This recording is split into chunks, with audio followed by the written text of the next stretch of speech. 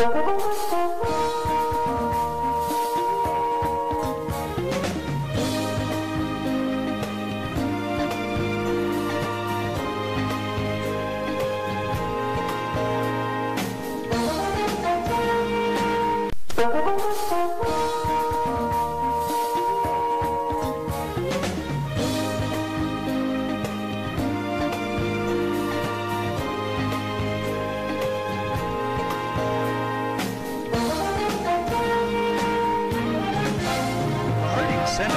at 267 West Center Street in the heart of downtown Marion, is now accepting applications from adults, students, and seniors.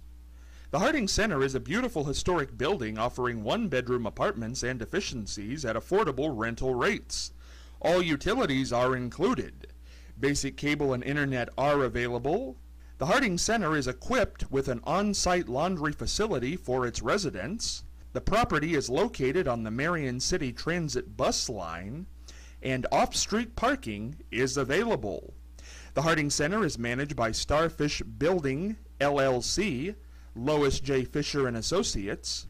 For more information, contact them at hardingcenter@gmail.com or give them a call at 740-223-3288. The Harding Center, a beautiful place to live in the heart of downtown Marion. This is Scott Spears, and I'd like to welcome you to another edition of Scott Spears Now. Today the guest I know is a man you've known for years and years and years. He is the host of Lifestyles of the Rich and Famous. He is Robin Leach. We're going to talk with Robin about how Lifestyles of the Rich and Famous came about, what he's doing now, why Lifestyles of the Rich and Famous went off the air, the government shutdown that's currently going on in October 2013, and we're going to talk with Robin about something very important, the 10-year anniversary of the Siegfried and Roy tragic event in which the lion attacked the performer. Robin got the exclusive interview on that. It's 10 years later, and we're going to talk to him about what's going on since then. Robin Leach, champagne dreams, caviar memories. What a great guy. Here he is. This is Scott Spears, and today we're joined by a man who made TV's Lifestyles of the Rich and Famous indelible, an indelible program in people's mind. He is an institution. He currently is out in Las Vegas writing for the Las Vegas Sun. His articles appear there. He's on the internet. He is a journalist, and we are so glad to have him here today.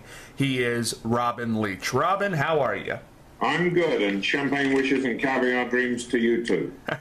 Robin, you're looking great. How do you stay in such great shape? Do you say your age? A lot of celebrities don't. I'm not shy to say that I'm over 70 years of age, and I'm feeling fine. Thank you very much. I think it's all the good living of champagne and caviar over the course of time that allow me to be up and at 'em every morning. By 6 a.m. I work out for half an hour every morning on the treadmill and with the weights here with the trainer at my home 5 days a week, 2 Pilates classes a week, and 2 great massages a week.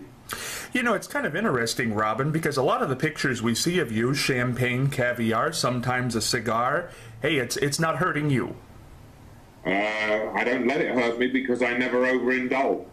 And I think that that's the secret of anything, is that you enjoy it, but you never overindulge. Good rule to live by. Robin, I was looking you up last night, and something came up that I did not realize. You started very, very young as a journalist. I was writing for my local newspaper when I was 11 years of age. I was just fascinated with the way that, you have to remember this, of course, is 60 years ago. So when I looked every morning through the mailbox, there was the morning paper. And to me, it was magical that this object arrived through the mailbox and had the news from all over the world printed inside it magically overnight. And that was, of course, a couple of decades before CNN or Fox News arrived on the scene. So you were used to getting the news early in the morning by the newspaper, and then you had to wait until the evening for the television news. And it was magical to me, and I was just fascinated. I guess back then, if you pricked my finger, it would have been black ink that came out instead of red blood. What is it about being a journalist, Robin? What is it that just drives people who do it? Well, Michael Caine and I, we sat one evening talking about work, and work can kill you, and often does for people, because it comes with stress. But if you enjoy the profession that you have chosen, it's not work, it's enjoyment. And the first thing about journalism for me was the actual pure joy of talking with different people and capturing their words and then turning those words into stories. And I still think of what I've done over my television career, my radio career, and back again now in print. I look at it as I've always been a storyteller. The one thing about journalism that I really love is that when you get up in the morning, you never do the same job that you did the day before. Everything is new all over again. Before I spoke with you today, I was talking with Kristen Chenoweth, who is that 4'11" pint-sized power punch singer-actress. And she was saying that, it's not like going to work. It's going to do something that you really enjoy. And I think she's playing, by the way, here in Las Vegas for New Year's Eve, which I find really funny because she's going to sing classical opera, she'll sing Broadway show tunes, she'll sing American standards, and she's up against, remember, 4'11", and she's up against the giants of the recording industry who will be appearing on the Strip along with the fireworks. And she is the one piece of alternative counter-programming for New Year's Eve. And she is definitely a talent. Robin, what makes a good journalist? If you had to teach a class, give one bit of advice, what would it be? Well, I've taught classes in journalism, and I donated all of the video programming from Lifestyles to our local university here in Las Vegas. It's the art of listening. First of all, I can do research like you did a little bit of research on me last night. I love to read the background of people, but I don't go into an interview with any set questions in my mind whatsoever, because I want to listen to what they say so that I can ask a question from within what they've said. If I have pre-planned questions or prepared questions on a blue card in front of me, which many people do, unfortunately, they stop listening to the answers that come, and they are worried about asking the next question that's on the blue card, which may have no relevance to what something was said. So my answer in a roundabout, long way, apologies to you, is don't interview them, have a conversation with them. Why do you think so many students now and people breaking in need that crutch, need that blue card? I am genuinely interested in the person I am interviewing. It is quick social intercourse with somebody. You have to be friends with them instantly. You better like the subject that you're talking about and the person that you're talking to. And I think that many journalism students who go into the field to do their interviews are so fixated on getting the pre-programmed answers, the pre-programmed questions out there, that they lose sight of listening. You're an audience of two when you're doing an interview, when you're having a conversation. You're listening to them, they're listening to you. And it shouldn't be question, answer, question, answer, question, answer. It should be a conversation, because that's when you learn how and what and where about the person. If it's all set in advance on a blue card as a crutch, you could get anybody to do the questions. Therefore, you could get anybody to do the answers. Two observations that I've made about this, and it's nice we are having this conversation because I think it's an interesting one. I think the reason people do that, the two reasons I've come up with, number one is the attention span is shrunk, and they're afraid they need to get they're not going to miss something. The other thing is that most people now, Washington's the new Hollywood. Most shows on television that are interview shows yeah, I know, especially this week, are political shows. At least if they're not even political shows, they have political guests from time to time, and they want to have all these facts written down, when this person did this, when they voted this way. Those are the two reasons I've come up with. What do you think? Well, you may be right, and then I'll add the word unfortunately. I disagree with you. I do not think that Washington, D.C. has become the new Hollywood. I think that they're similar in the fact that both of those places are filled with moronic children who don't know how to behave. But at the same time, I do understand what you say about how public relations people control what stars say, and it's the job of a journalist to make them say the things that they're not supposed to say, which you only do by having conversation with them. In Washington, yeah, they all have PR people to spin the errors of their ways. There's always a PR spin to show that they're not the morons that we think they are. Look, what is it? Way more than 50% of the country think that everybody in Washington is bad. Politics are bad. Nobody's interested in running the country properly. Nobody's interested in serving the country properly. And these are all valid, bona fide claims. We have a mess on our hands in Washington. I don't care which party it is that you talk about. We have people going into politics that shouldn't be running second-hand car showrooms. And the reason they're in politics is because they couldn't even run a second-hand car showroom. So I'm tired of the childish behavior, the boorish behavior. Sit down like regular people do in business and hammer out deals, compromise, and do it all for the good of the country and not for the good of the politics.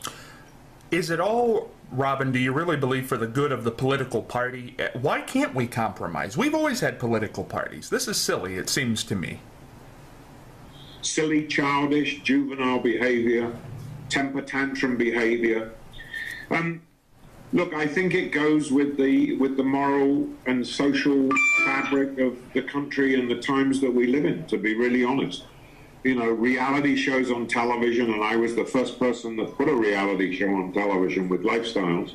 I like to remember that those were good shows, they were clean shows, they were fun shows, they were inspirational shows, and look what it's deteriorated down to now. I mean, can you call Jersey Shore and Real Housewives uplifting television? I defy you to call them uplifting and inspirational. And as each show goes, it gets worse than the show that was before it. So let me finish the thought, because I think it's important. So bad behavior, all the way from starlets making porno videos or having fights in public or whatever they do, has become accepted behavior in a very short attention span world of 140 characters. And that's the same obnoxious social behavior, the lack of graces, the lack of manners, the lack of politeness, the lack of courtesy, just common courtesy, has spread, unfortunately, right into the halls of Washington, where they try to run our lives the way they think our lives should be run. So I come from a school that says less government, less politicians, less taxes, less services. Let everybody stand on their own 2 feet. We're quite capable of helping those that are unable to stand on their own 2 feet by virtue of charities. charities do amazing work. They do it more efficiently than the government handouts.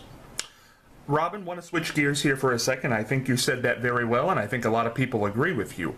Lifestyles of the Rich and Famous, you mentioned it there. What was the pitch for that? How did that come about?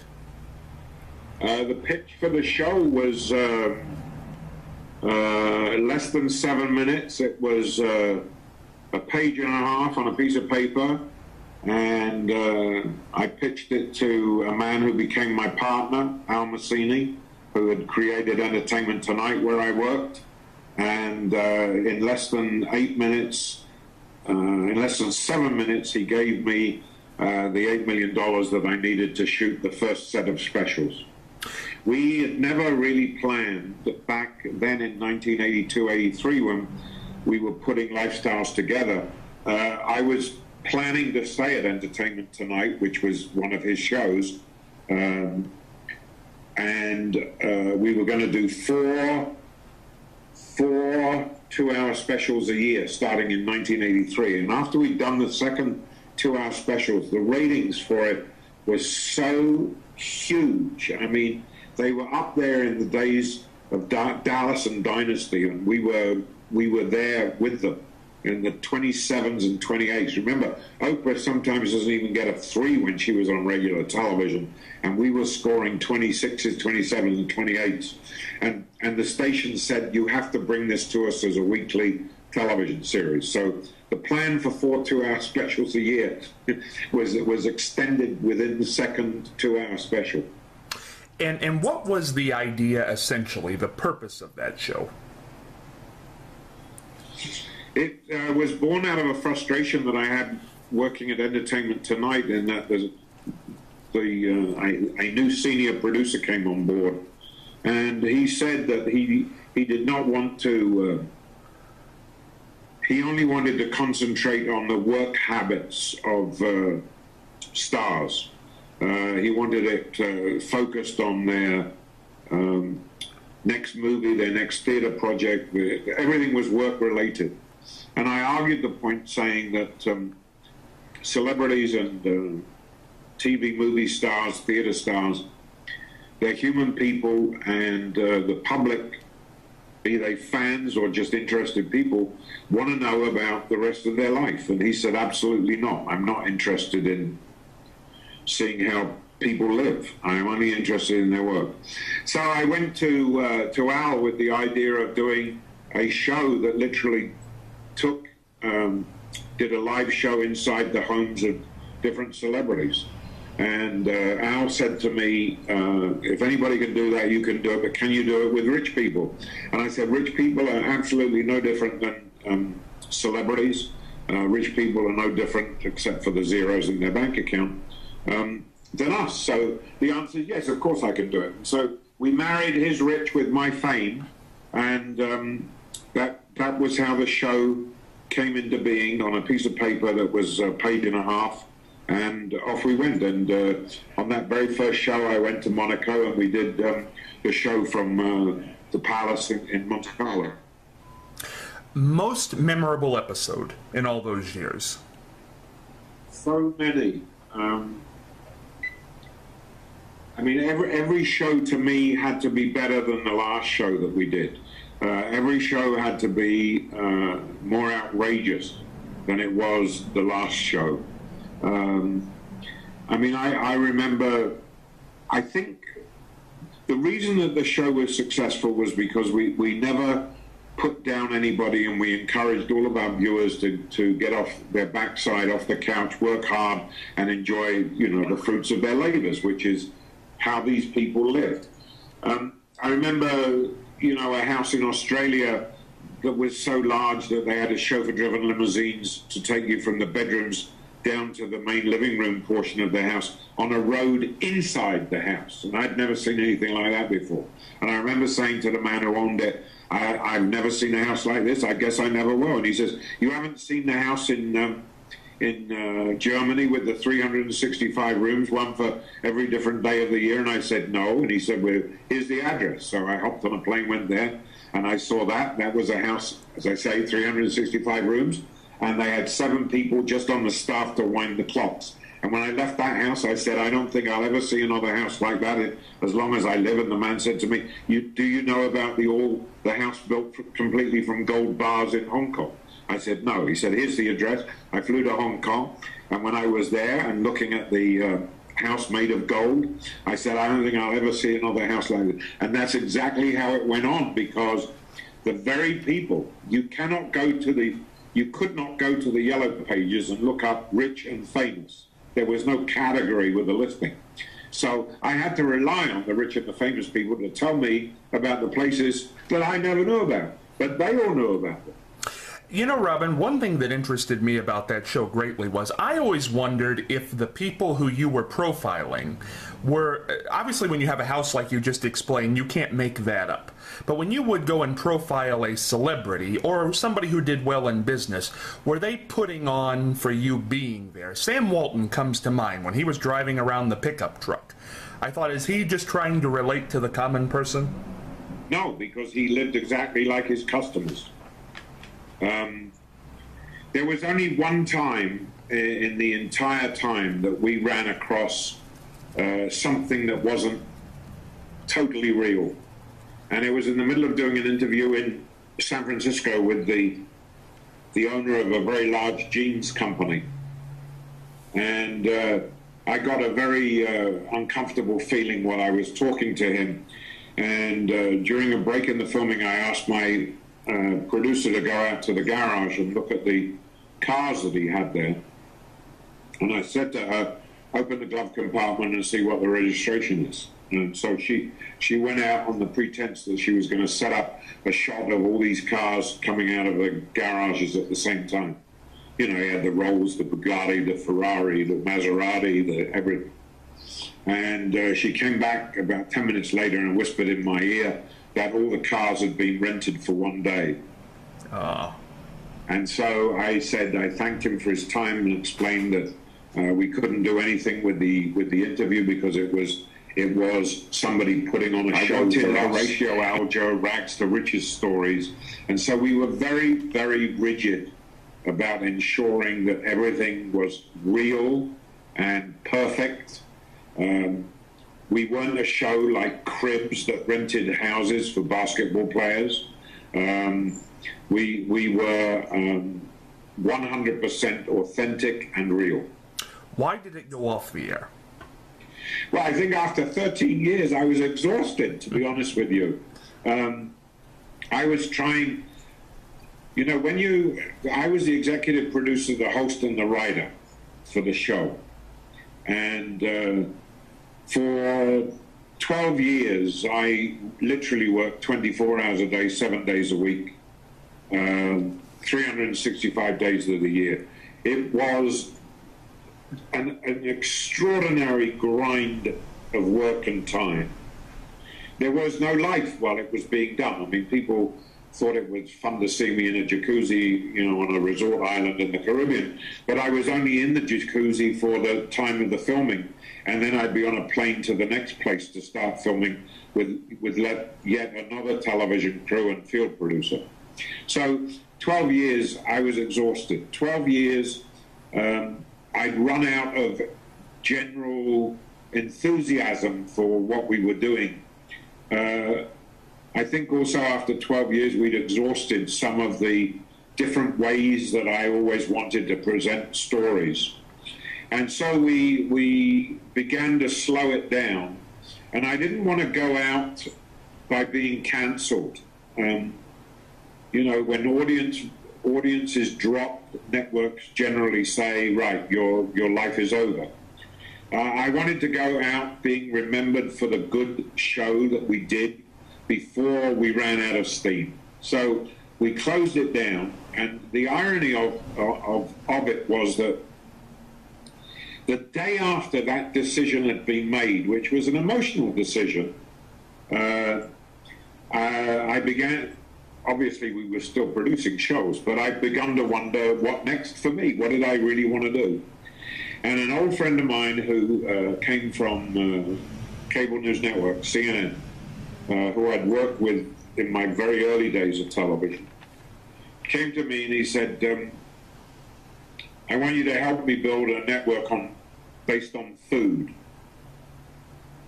And my first reaction was, I think this man has lost his mind finally. And I said, well, it's either the greatest idea since sliced bread, excuse the pun, but it was true, or it's the worst idea. And I said, food. You want to present food like the Yuletide Log on television, which you know is the highest rated television program of the year. Did you know that? I didn't. The shots of the Yuletide Logs on Christmas Eve. And I said, so, well, that's an interesting challenge. And 18 months later, the Food Network was born and up on the air. So it was another one of those, I've gone through life dealing with things that people say that can never be done, what a stupid idea, what a waste of time. And every time the critics lambast us for what we do, what we make, what we produce, what we write, what we say, I always know that that's the first sign of success. If they tell us that it's the best idea they've ever seen, they think it's great, I hold my head in shame saying, well, that's going down the drain. And sure enough, we had one failure in our television history of making shows called Preview. And Preview was a show that was a rotating 7-day ahead look at the week to come. So Monday of this week, you would get Tuesday's preview. Tuesday's show, you get Wednesday's preview. Wednesday's show, you get Thursday's preview. In all the aspects of entertainment. So we were 24 hours ahead of the news, 24 hours ahead of what was happening. It was an absolutely great concept. I hired Matt Lauer to be the host of the show from a station in Philadelphia, and he became, as you know, the host of the NBC Today show. Love Matt, great journalist, good guy, nice guy. And the critics actually applauded this show. It was the first time that the show, a show of ours, had been applauded, raved about, praised. This is what television should be. And I said, we're dead. It's going to be over. Sure enough, 6 weeks later and $10 million down the drain, we were finished with it. And there it went. Robin, one thing I want to get in here, you're writing now, and writing as great as ever. You just did a story on the 10-year anniversary of the Siegfried and Roy incident. What was that like? Well, first of all, it was a very emotional interview, and you're welcome to add in the YouTube clip of it if you wish. I've known these guys 30 years. They were on the pilot that I shot for Entertainment Tonight. They were on the first 2-hour special of Lifestyles of the Rich and Famous. They were on another show that I did out of New York called Nightcap. I've known them since before 1980 here. They've been good friends here. They are remarkable guys. And I was with them 10 years ago last night, as I was again last night, at Roy's 59th birthday. And it was the night after the birthday that Montecore, the tiger, dragged Roy off the stage and in doing so injured him. We'll never really know why and what happened. But I remember this week when I was talking to them in advance of last night's birthday party, Siegfried telling me that Montecore the tiger and Roy are back being blood brothers, and they hug each other, and Montecore will lick his tongue around Roy's face, or they'll kiss on the lips. I got goosebumps from that, because Roy now, in the open air with no protection, feeds the tiger. That almost cost him his life. It was fantastic last night. We were back at the Mirage, which is where the incident took place, to celebrate his 69th birthday, which marked the 10th anniversary of the incident. And Roy looked great. Roy sounded great. His spirit is still alive. It's an absolutely remarkable story of human courage, because the night that he was rushed to the hospital, to our trauma center here at University Medical Center, He died 3 times on the operating table. 3 times he was brought back to life. He suffered 2 strokes. He lost an enormous amount of blood. His skull expanded, and they had to remove a third of it and put it inside his stomach until the swelling went down. A man with the strength of 1,000 men. Just a remarkable fighter. And as Siegfried said last night to us at the private party, this is the magic, and Roy is the miracle of the magic. I had the great joy of, after the doctors telling him that he would never talk again or walk again or do magic again, or seeing him defy all the odds and talk and walk. And then came the big test, and back in 2008, 2009, I persuaded Roy to make one final magic performance to say goodbye to the fans and his supporters who he'd been unable to say goodbye to that particular night when the show and their careers ended. And Roy said, "Do you believe I could do it?" And I said, "I believe that there is only one man that could do it, and that is you." And it became the subject of a 1-hour 2020 special with Roy and Siegfried on stage, doing one final magic performance. And I knew it, but nobody knew it, but the tiger that was used in the illusion and the trick was Montecore, the very tiger that had caused the problems on stage that ended their career. So for them to come back to do magic, to say goodbye, and to do it with Montecore, I think was an absolutely tremendous, tremendous feat of courage, and really the definition of magic. It's an amazing story. Amazing. I don't even know what to add to that. Robin, you know, you've had this great career. It's going on. Obviously, people are going to remember you, unless something else happens, which it very well could, for Lifestyles of the Rich and Famous. What would you like to be remembered for? I don't know. That he told good stories. He lived a good life. He met a lot of great people, and he inspired people to follow in their footsteps. You know, one of the joys as you get to this stage of life is that you, fortunately, you know, the rewards along the way have been great for me, and I'm very blessed. But to do everything that I now do and send it to charity, I play an important part in the work of our Keep Memory Alive Alzheimer's organization here in Las Vegas. I do a lot of support for Opportunity Village, which looks after children and adults born with birth defects. And to be able to work, and as I said at the beginning of our conversation, to go to work and enjoy what you're doing, it keeps you young. And to be able to turn that money over to charity now is simply just a beautiful thing all the way around. Do you ever foresee retirement? You know, I ran into Lance Burton last night, and I said, "I haven't seen you in a while." I said, "Is the gone fishing sign still up over the front door of the house?" And he said, "Well, I've gone fishing, but I'm writing a movie." So I said, "I guess we never really retire, do we?" And I think retirement is a bad thing. I think retirement makes you sedentary. I think it hastens your demise. I think it brings on the beginning of the end faster.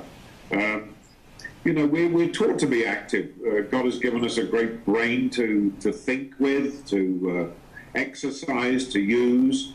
And so I would encourage people, as long as they can, is to continue working and not deal with retirement. Now, working doesn't mean that you have to go out and get a job with a paycheck.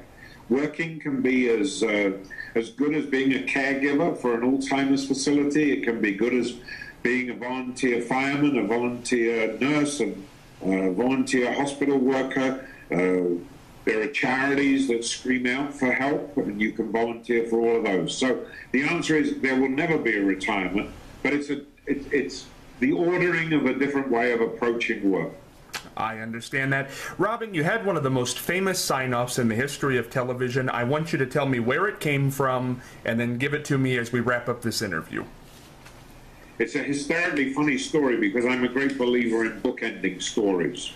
I love a grabby beginning, and I love a close that you will always remember. And so I wanted to have a bookend to the show that summed up in the shortest possible way everything that people had just seen for 1 hour. And Jeff Samuels and I, who were a British journalist friend of mine, were at my house in the Caribbean at the time, and we got famously sloshed as the evening progressed, trying to come up with catchphrases and buzzwords and everything. And we were drinking champagne. And as I say, we got pretty sloshed.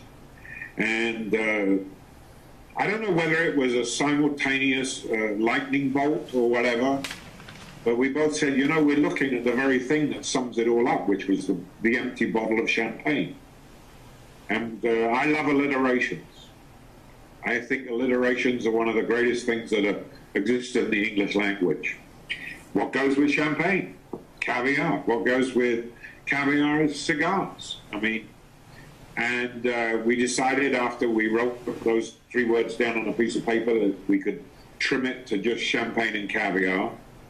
And it was a show about wishing and dreaming and seeing dreams come true, seeing wishes become reality. Thus you saw champagne wishes and caviar dreams.